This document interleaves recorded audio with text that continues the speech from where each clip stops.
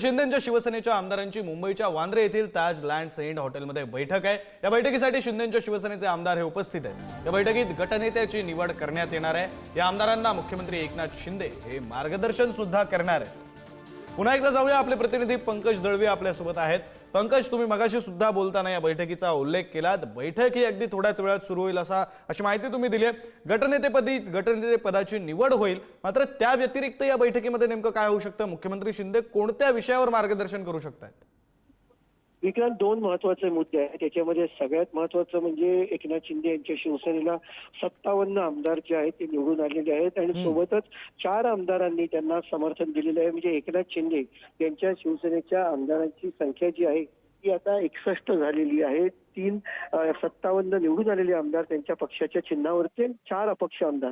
त्यामुळे या आमदारांना ते मार्गदर्शन करतील। या आमदारांच्या माध्यमातून एकनाथ शिंदे यांच्या शिवसेनेचा गटनेता जो आहे तो निवडला जाईल आणि त्यासोबतच आमदार मंत्रिमंडळ इतर विषयावरती त्यांच्याशी चर्चा करतील, त्यांना मार्गदर्शन करतील।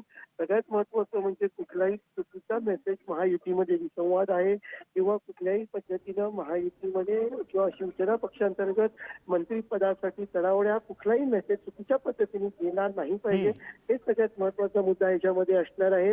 अर्थात गटनेत्याची निवड करणं हे प्रमुख उद्दिष्ट आजच्या या बैठकीचं असणार आहे। वरच्या निवासस्थानी महिलांची संवाद, लाडक्या बहिणीची संवाद मुख्यमंत्र्यांनी काही वेळापूर्वी खरंय पंकज, त्यामुळे या बैठकीमध्ये गटनेत्याची निवड होईलच, त्या व्यतिरिक्त कोणत्या महत्वाच्या विषयांवर चर्चा होते हे सुद्धा पाहणं महत्वाचं असणार आहे। धन्यवाद तुम्ही दिलेल्या सविस्तर माहितीसाठी आणि या बैठकीकडे तुम्ही लक्ष ठेवून राहाच।